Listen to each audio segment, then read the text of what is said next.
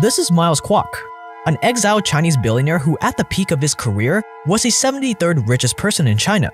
And this is what he had to say about Jack Ma almost exactly 2 years before he disappeared. I think him is only two way. All the China's billionaire, only two way. I always talk 1 year. Only two things happen. Jail and die. Dead. So he's either going to jail or he's going to be killed. I think 50-50. Or he might just fall off a wall. Yes. Or he might just fall off a wall. Jail and die. One way jail, another way kill you. Everybody same the resource, no doubt. That is a prediction that our audience is going to also have a very hard time with.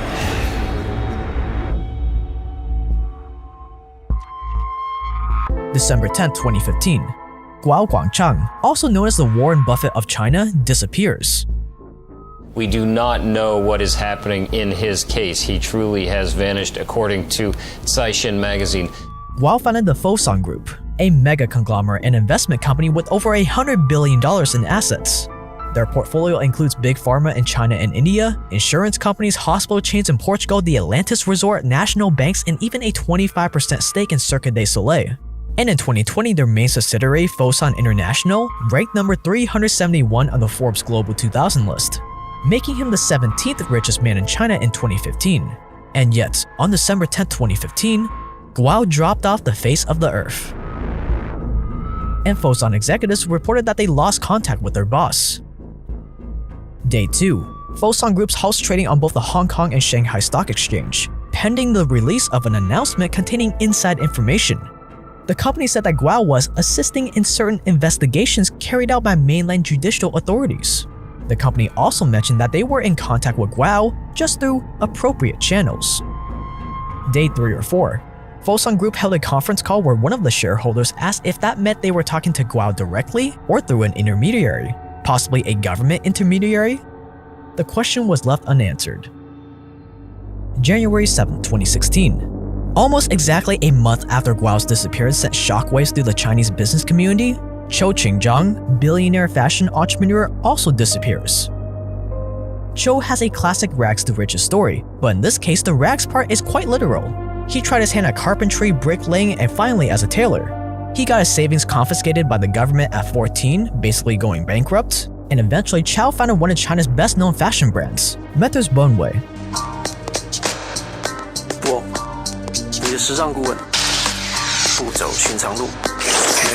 Which targets college students and grads with a cheaper alternative to brands like H&M and Zara, making him the 62nd richest man in China in 2015.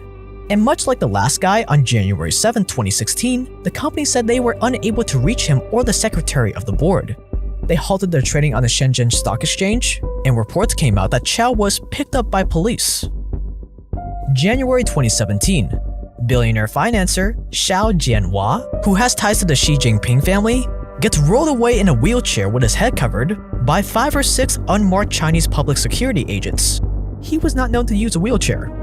Xiao controls the Tomorrow Group, a holdings company with interest in insurance companies, banks, and real estate developers. At the time, his net worth was $6 billion. Paranoid about other billionaires that went missing, Xiao and other Chinese tycoons got out of the mainland and hid in hotels like the Four Seasons in Hong Kong, where these tycoons were believed to have rented out entire floors at $6,000 to $26,000 per month. And at 1 a.m. on the eve of Chinese New Year's, 5 or 6 agents of China's equivalent to the CIA abducted them to the mainland.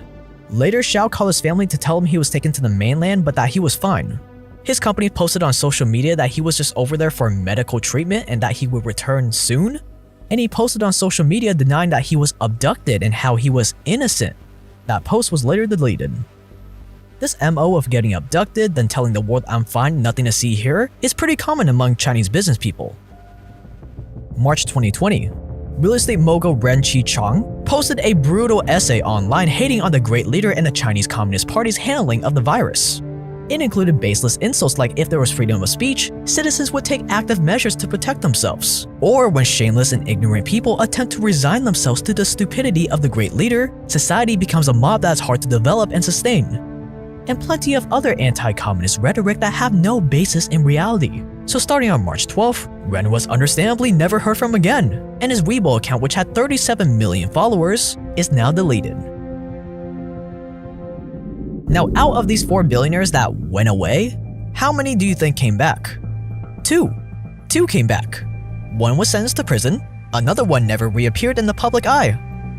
The real estate mogul who called the president a clown in that essay was missing for 7 months, and in September 2020, he magically reappeared to be sentenced to 18 years in prison. The charge? Corruption, of course, taking bribes and abusing his power among other things, in which he conveniently confessed to all his crimes in a voluntary and truthful manner. His assets were also seized and he was fined 4.2 million yuan.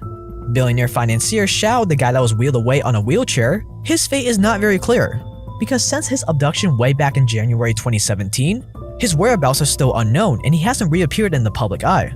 And the government recently started dismantling his financial empire by seizing hundreds of billions worth of his companies and assets. So things are not looking good for Xiao. For the ones that did make it back into society, the Warren Buffett of China and the fashion entrepreneur, both never spoke a word about their leave of absence and acted as if nothing happened.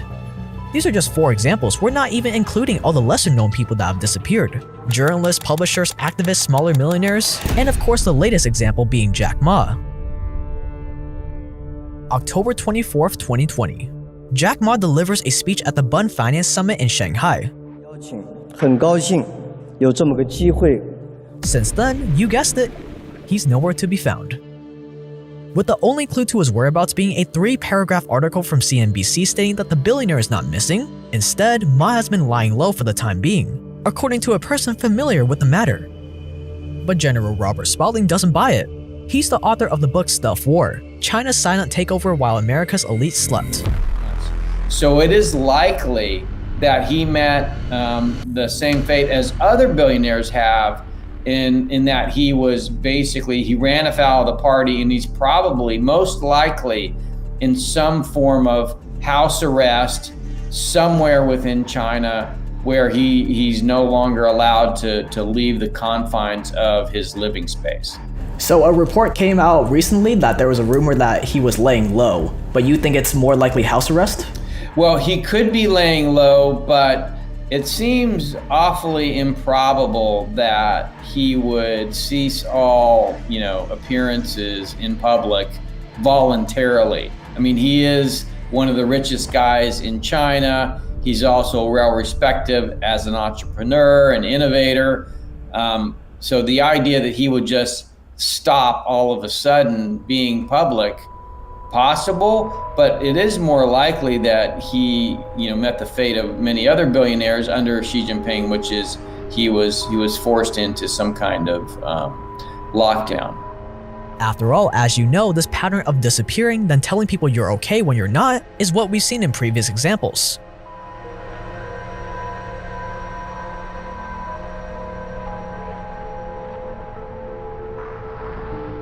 Obviously, due to the pandemic, this is on a video link, so we're not still clear exactly where the founder of Alibaba is, but it is the first sighting since early November.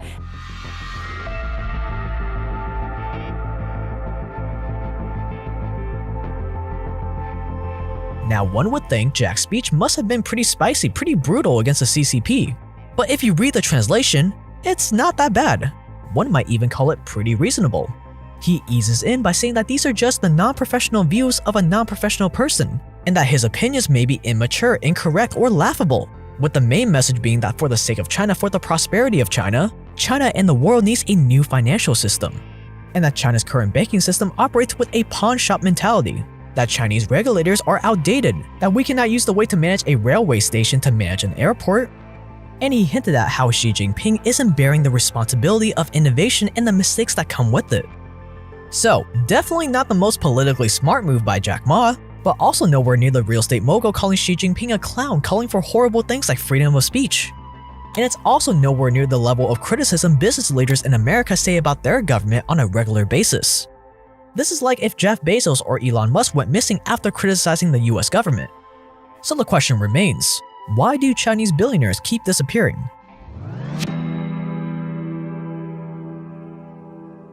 During the mid-1900s, there was no such thing as private businesses or private enterprise in China. It was pure communism. There was no private enterprise allowed whatsoever. In fact, they had like collective communes, really, for people, essentially shared labor to grow their crops. The problem was, those plebs kept dying from starvation and poor central planning. And over the time that Mao Zedong was in charge, millions of people, tens of millions of people died in China because of the economy's inability to create enough sustenance for the people. After the main leader Mao Zedong died, his successor started allowing a little capitalism into the mix while still maintaining absolute control. It doesn't matter if the cat is white or black as long as it catches mice. So this allowed some limited private sector activity within the Chinese economy. And what started out as a little private enterprise has slowly grown into what China is today, which is kind of this mix of authoritarianism and capitalism, but capitalism that's very much constrained by the things that the Chinese Communist Party wants. Why? Because our great leaders realized that if we don't feed our people, if we don't give them some prosperity, they're gonna keep starving to death, revolt, or the world will condemn us and not take us seriously or trade with us. And we won't be able to keep up with the rest of the world. Either way, complete suffering threatens our rule, which is obviously the only thing that matters. Since pure communism doesn't seem to be working, it's in our best interest to allow our subjects to create businesses, to create jobs, to cultivate resources, as long as they don't threaten our power. The way that the Chinese Communist Party system works is they want to give you some amount of freedom because that unlocks economic activity. Your pursuit of wealth as an individual actually is a force that Deng Xiaoping unleashed. The problem with giving some economic freedom is that your subjects might take it a little bit too far. They might get a little too ambitious.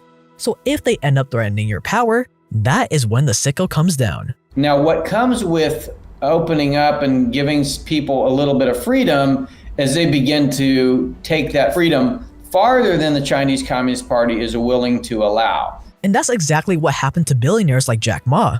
Under Xi Jinping, what's happened is a lot of these reforms that began under Deng Xiaoping, continued under Jiang Zemin, slowly began to be unraveled under Hu Jintao, have really just sharply unraveled under Xi Jinping. And that has resulted in the Chinese Communist Party taking a much more direct control over businesses. One of the things that's happening to a lot of these previously, very wealthy business owners and like Jack Ma, former CEOs, is that Xi Jinping is cracking down on all of them. And when he made that statement, he basically made himself an enemy of the Chinese Communist Party. So if this is the case, if you're an aspiring entrepreneur in China, why would you want to start a business if you know that the CCP can take away everything in a moment's notice and make you disappear? What is the motivation? It's the same motivation for places like the US. In the meantime, those entrepreneurs are richly rewarded by having preferential treatment from the government in terms of rules and regulations, but also access to capital. And the motivation is, I can get really, really wealthy. And maybe I can get really, really wealthy. I can establish a nest egg outside the country, and maybe I can actually leave the country, as many have. They've moved their assets out, they've gotten rich, and then they've escaped. I know what the rules are. I would never go against the party. That would be a suicidal move. That would never happen to me. I'm not doing anything wrong. The IRS and FBI would never come after me. Look at all these successful business people that are on the good side of the party. They're living the life. And so in the case of these entrepreneurs, innovators, these CEOs, these tech CEOs, it is likely that they're aware of the challenges, to countering the Chinese Communist Party. But, it's one of those things, well, it's never going to happen to me. Yeah, it happened to somebody else, but, it's not going to happen to me because I'm not going to do something that, gets me in trouble. The problem with this line of thinking is when you get super big and eventually break the laws of power without even realizing it. The moment you threaten their rule, the moment you outshine them, the moment you have just a little bit too much influence over your fans, they're gonna have their sights on you. The party, if they recognize somebody as having more public exposure than, say, the political leaders, in the case of Jack Ma, He was very, very popular. He had a big following. He was a very successful businessman. You know, as that stature becomes something that could become a political problem for the Chinese Communist Party, it is the case that you might do things exactly like you were doing before. In other words, you're not saying anything different or doing anything different. It's just that the party has come to see you as an adversary to the party. And so you may think it's not going to happen to me because I know where the limits are and I am not going to cross that boundary. But what happens is if the party begins to see you as a threat, the limits change, and they may change in a way that's imperceptible to you, that you may not even be aware of. So you may not do anything different than what you did before, but the party has viewed you as an adversary, and then you do something that kind of triggers that reactiveness, and then the party will come after you. And so it is likely that these people aren't trying to get themselves in trouble because they understand the power that the Chinese Communist Party has over the country. It is just that the party has changed its view regarding them. And if you're the type of person that isn't politically attuned, if you make it to the top, you are gonna get screwed. Certainly under Xi Jinping, you know, any business leader now needs to be strictly thinking about the party and how they promote the party and how they're loyal to the party. Now, that is not something that these entrepreneurs like Jack Ma have been used to. They've been used to having more freedom to go out and build their business. That's not the China that exists today. And even if you do make your money and get out of China, your fate is still uncertain.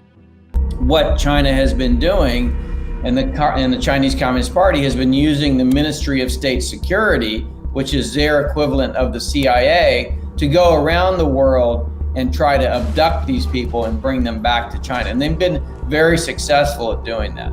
So I heard it happened to one guy in Hong Kong where he was abducted and taken back. So it happens all over the world too, not just Hong Kong? Even in the United States. In fact, it was happening regularly during the Obama administration that the Ministry of State Security was essentially going throughout the United States and basically taking Chinese back to China. Wow, that's crazy. It is crazy and scary. Yeah. Alright guys, here's the situation. So, I just got back from jiu-jitsu like a few hours ago. Pretty exhausted, as you can tell by like some of the scars and scratches and bruises I have all over me. But, pretty exhausted. Don't really feel like making food. And I haven't really eaten much today. Calorie restriction and all that great stuff.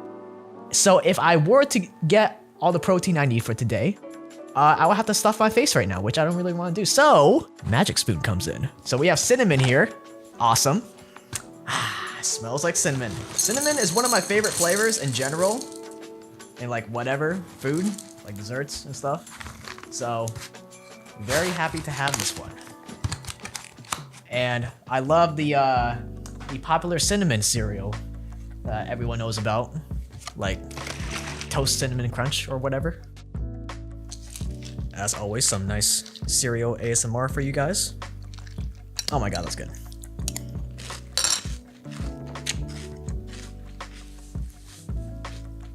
One more.